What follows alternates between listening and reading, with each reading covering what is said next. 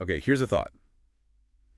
What if your greatest weakness was actually your ultimate weapon? That's a fascinating hook. It is, isn't it? Today, we're doing a deep dive into a piece from a classic Wexia story, Captive's Challenge, Sword, Song, and Secrecy. Set at the mysterious Maizhuang. Exactly. And our mission for you is to pull out the thrilling story, the, unique fighting ideas, and maybe the hidden truth just under the surface. Yeah, and what's really interesting right from the start is how it throws you into these, well, unexpected meetings at Maizhuang, this isolated place where the hero, Ling Huchong, shows up with Zhang Wentian. And boom, they immediately run into the four friends of Jianyan, masters of calligraphy, painting. Chess and music, the arts. Right. But the way they set up these challenges is odd, wouldn't you say? Not your standard martial arts fight. Oh, definitely not. They're not betting on who wins a fight. They're putting up these incredibly valuable items, old scrolls, music scores. As bets on these intellectual contests. Exactly. It's a really clever way to raise the stakes immediately, without just resorting to violence right away. Okay, so that brings Ling Hu Chong face to face, musically speaking, with the music master, Huang Zonggong. Uh-huh. Ling Huchong's got a jade flute. Huang Zonggong has this ancient, powerful zither. How does that play out? A flute versus a zither.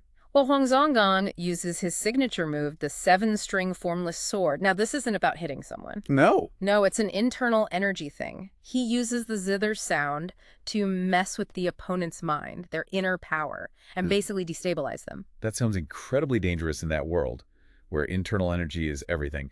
But Ling Hu Chong, well, he's famously injured at this point. Ah, yes. And that is the absolute key. How does his specific problem affect things here? It's brilliant, really. Ling Huchong's old injuries, they wiped out his internal energy. Completely gone. Normally that's crippling. You'd think he'd be helpless. Exactly. But against this specific attack, the seven-string formless sword, having no internal energy makes him immune. It can't affect what isn't there. Wow.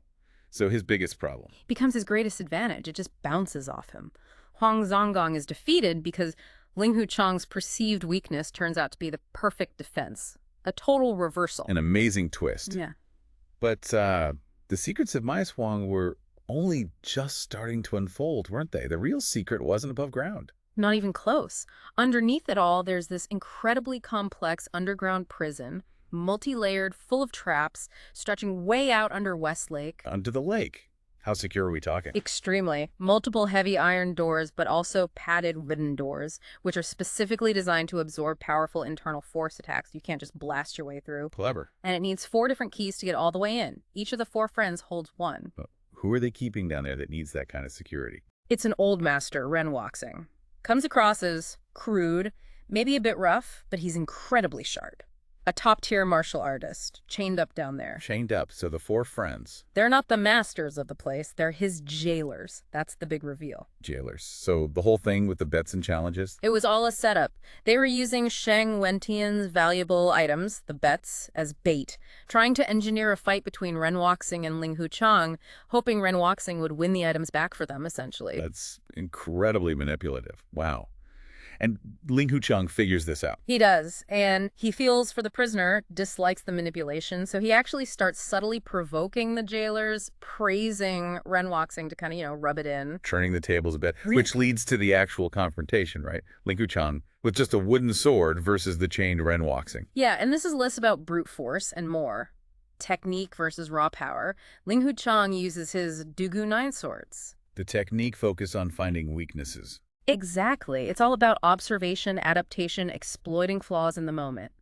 It doesn't rely on having massive internal energy, which is good for Ling Huchong here. Yeah. He can actually counter Ren Waxing's moves, even though Ren is rusty from being locked up. So Ling Hu's adaptable style should win out then. Well, that's what you'd think, but no. In a really shocking moment, the fight ends with Ling Huchong collapsing, unconscious. What? How?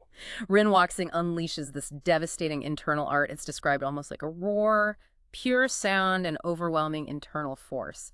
It just completely overwhelms Ling Huchong. So despite the clever swordplay. Raw, overwhelming power won the day. It's a stark reminder that even the most brilliant technique can sometimes just be swatted aside by sheer force. Wow.